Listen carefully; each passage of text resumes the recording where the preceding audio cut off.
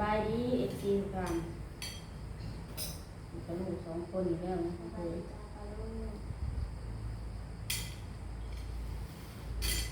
ห่วงสุกในต้น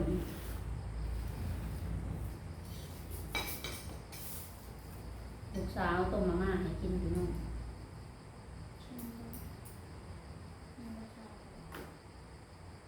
น้องเมฆก็ไปแลนลินน้ำปอคนคือเพื่อนถาวันคนเป็นน้องเลยเมื่อยพี่น้องว่าเป็นวินเมื่อยเป็นวินปวดห้าปวดขี่ปวดห้าตั้งแต่เมื่อคืนเนี่ยกู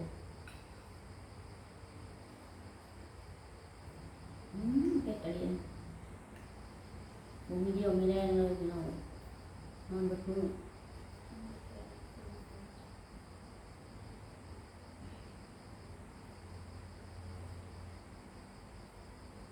สองมือเลยเนี่ยไม่เห็นยังเลย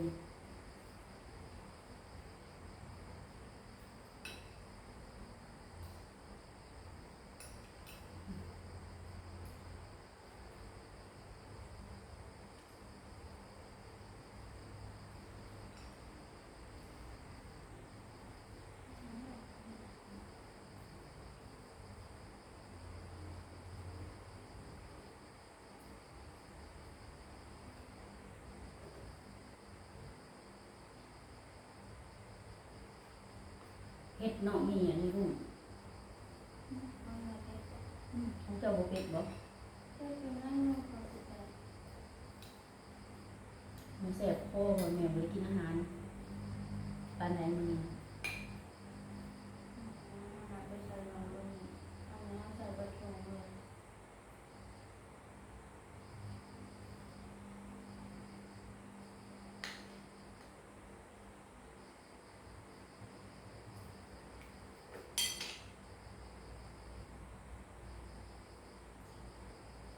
เมื่อคืนนี่ออกร้อนออกหนาวพี่น้องเว้ยเปิดพัดลมหนาวสั่นปิดพัดลมมันร้อนปิดพัดลมเหือออกมาสักพักนึงแล้วก็ร้อนหนาวบัดนี้หนาวจนสั่นตุ้มผามันตุ้มผาให้เหือสักออกแล้วก็หนาวบัดนี้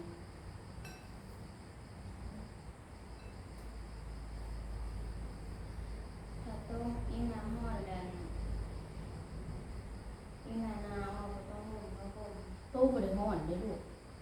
แม่บริมีไข่หักหัวแม่นี่ปวดเป็นอยู่หมกกินพาราแล้วไม่กินแล้วบุกเม็ดแล้วมัน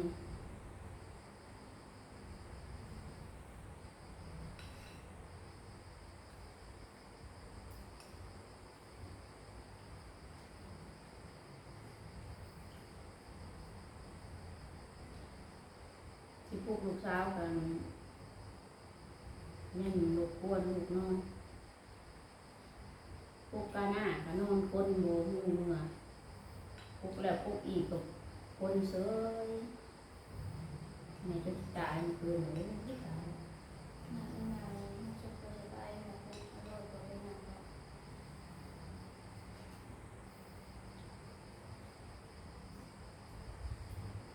นั่งเจ้าหลับนอนเลยเลิกแต่ตีหนึ่งตีสอง2 โมงของคืนแล้ว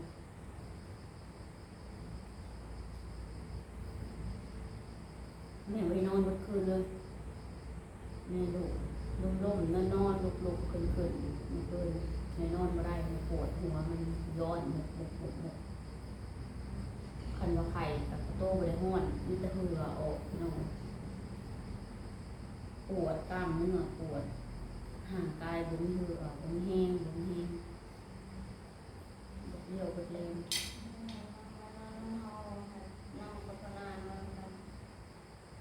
นอนนี่แหละแม่จะลูกโฮมนะลูก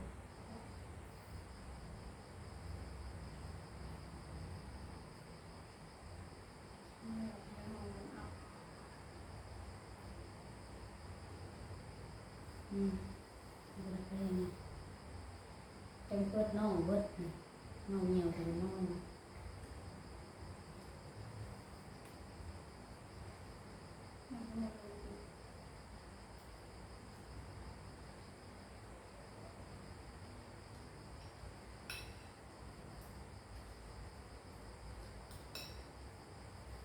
ซื้อความเกิดให้น้องเล่นเล่นอยู่เลย เอาลงมาอาบน้ำแม่เด้อมันจะออกไปเอาเพิ่มก่อน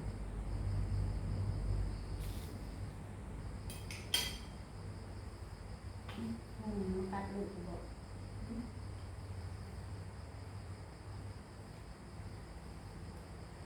มันยุ่งร้ายมันหนาฝนพี่น้องบวกกับกระหน้าเป็นมักเครื่องมันนะคนใส่ปูใส่อันนะใส่ทองมักจุลินทรีย์เกิดปลูกต้นไม้ยุ่งมันไปไข่ยิ่งของมันเลื่อนมันมาในหัวหน้าปู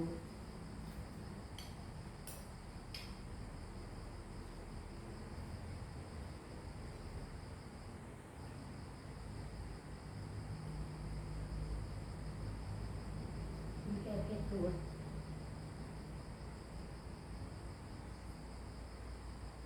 ของเจ้าเป็นอะไร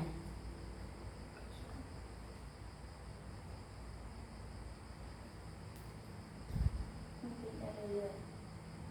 มันกินบะบดอะไรนี่คนหนัก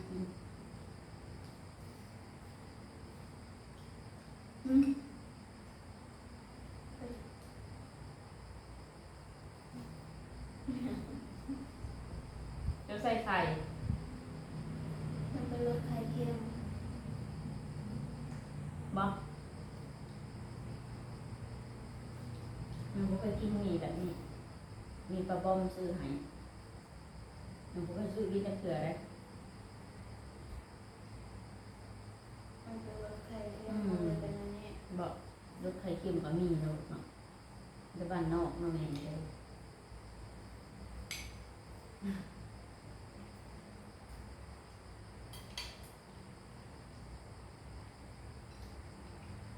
ยืดอีกอยู่บ่ผมอยู่หืม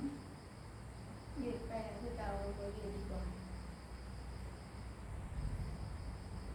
คุณตรงคุณหมูมันจะงาม200,000กีบนี่ปีนี้น่ะจะถึง300,000แม่ว่า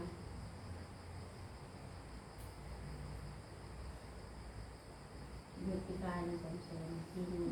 มันหมักมันต้มมันหมักเป็นมัน ในโทรมากันนั้นได้จังหวะจากการที่เยอะน้อยเนาะ เป็นแบบเป็น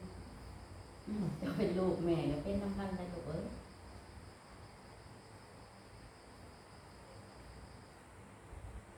เอ้ยมันยิกไปข้างหน้า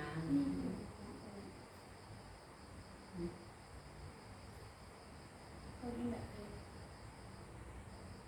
เฮ็ดนั่นแหละเป็นน้ำแม่บ่สบายเนี่ยบ่ดิ้นแม่มันเลยเฮ็ดปกติแม่กินสำนีบ่มีเฮ็ด รสเค็มหมูหันอะไรมันมีแต่ดี เฮ็ดจางเนาะต้องเพิ่มน้ำตาลน้ำปลาร สเนี่ยรสจัดจ้านมันจะรสไข่เค็มแบบ เอาใส่มันคือบ่กินสรุป เผ็ดกินจนเผ็ด หนาอีหล่ะคือใส่ถึงคือใส่ถึงสิเป็นสาวขึ้นเลยจ้ะ ข้าวโพดเอาเราอาบน้ำถูกวิธี อาบแบบใดลูกถูกวิธีนะ เอาของน้ำก่อนเลยพัดแขวก่อนพัดแขวแล้วให้ล้างหน้าแล้วให้แรงใส่ตะบัวคัดโต๊ะแล้วเห็นยังต่อเลยตอนนั้น ถ้าน่ะอาบน้ำแม่นี่นะ อาบแล้ว น้ำในท่ากินข้าวผิวหลงลงผิวคันน้ำโกนมันหกมันเกี้ยมันปล่อยเนี่ยมันมีสีไข่ตรงเกินนะมันหล่อนยิ่งรู้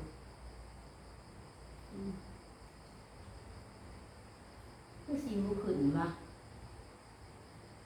คือมีสิวในดังบอก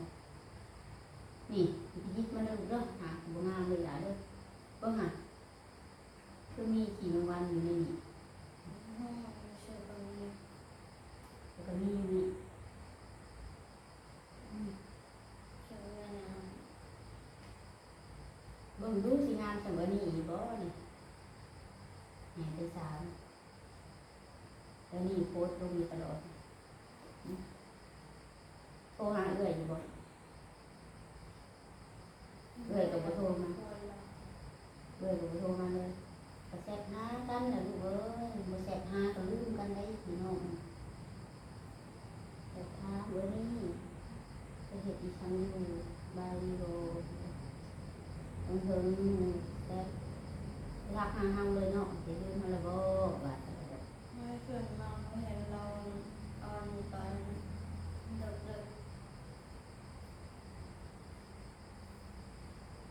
ด็กๆอาจจะเป็นน้องเขาบอกว่าเขาเป็น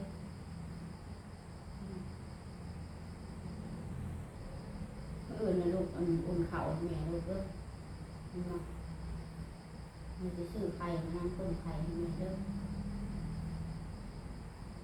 มีชิ้นไข่ต้ม ให้มันแบบช่วงนี้แบบบ่สบายต้องกินอย่างอาหารรสจัด กินอหย่างจะเห็ดต้มจืดให้แม่เนี่ยหมูก็มี ก็มี เต้าหู้ก็มีสลายใส่สลายนางสลายกระบองซื้อยุบใส่หน่อยหนึงแต่ว่าสลายมันจะออกเค็มจะต้อง บอกมันบอกเค็มให้เราไปแล้วทำบอกเคยทำ ใส่สลาย ครับ ผักหมูผักหมูก่อน ชาลาลี อุ่นเข่าแล้วก็หุงเข่าน้ำเงินหนึ่งเด้อคุณทำไปห้ามกินแล้วก็ไปกินน้ำกระบุงต่อน้องไปกินกระบุงอุ่นเอากระเข่ามาต้องมาเนาะอุ่นเข่าอุ่นกระติกแล้วก็เห็ดต้มจืดไว้ทำไงนี่แหละ ใส่บอกใส่ ผัก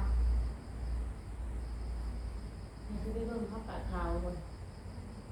หัวหนึ่งอยู่บนซีพีมันจะคำมันจะเลิกเลยนี่ หมอไปเลยย้ายให้มันยังบ่สบายเลยทำ โอ้ยก็น่าเลยซื้อก็เป็นเนาะ ใส่ฉันมันก็ได้เนาะ ผักกาดขาวเป็นเพิดน้องมันจะไทยเอาไว้คนหากินสมังเก็ดนี่มันแฉะโต